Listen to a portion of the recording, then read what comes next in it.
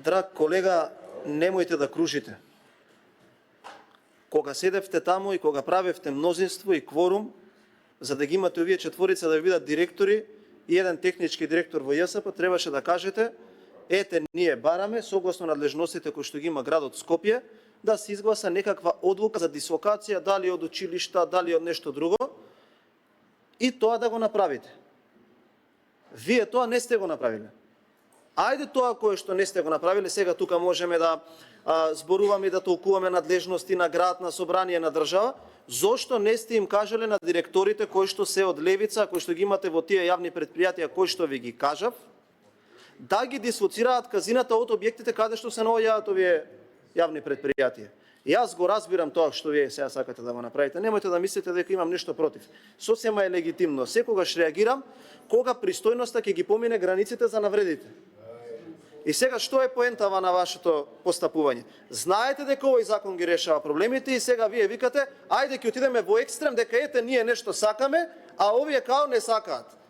И сега како е тоа возможно? Па од преска ве соочувам тука со факти. Имате и други амандмани, и друг пат ќе ве соочиме во текот на оваа дискусија за амандманите кои што се ги поднеле.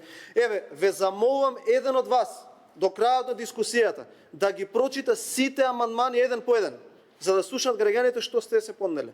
Па, двајца зборевте до сега за еден амандман. Ништо не кажавте за амандманот кој што сте го поднеле.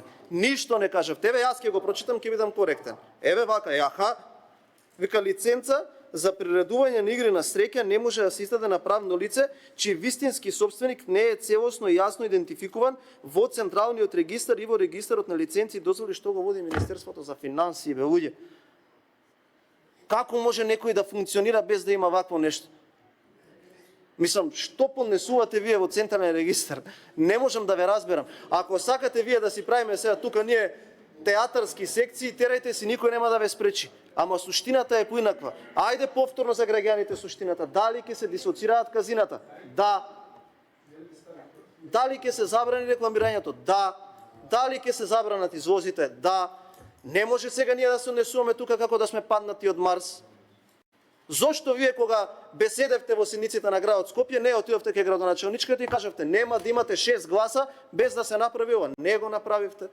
На вашиот директор од КИЦ, еден младински центри не се дислоцирале. Што не му кажавте тогаш на вашиот директор од КИЦ да го дислоцира казиното кое што е во неговата зграда каде што он може би земал киријото? Нели тоа не е младински центар, или е културен центар? Зошто тогаш не му кажавте? Зашто не кажавте на оваа директорка, заменик на ЈП Паркинзи, да ги дислоцира казината од каде што може би се собственост на ЈП Паркинзи? Зошто?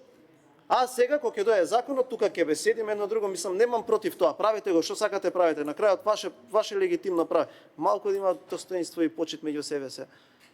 Фактите се тие, дали вие ќе ги произнесувате на амандмани или не, или сега ќе лажете или ќе инсинуирате, тоа е тоа. Јас ви ги кажав имињата и презимињата. Ај покрај тоа што сега во ова собрание дискутираме, се има и други факти кои што сметам дека во рамките на едно меѓуколегијално почитување не треба да ги вадиме, ама како се повеќе се инсинуира и се додава гас на нешто што не е вистина и се сака да се направи впечаток дека некој го сака да скрие или да покрие, не е фер. Значи немој да се правиме сега тука како да сме од денеска пратеници па ништо да не се случило. Сте биле во претходниот мандат и советници во градот Скопје? Или убаво било кога ги гласаме програмите за овие четворица беа директори, па потоа да читаме статуси на Facebook, или ако сакате можеме да отидеме и подробно па да ги извадиме фотографиите.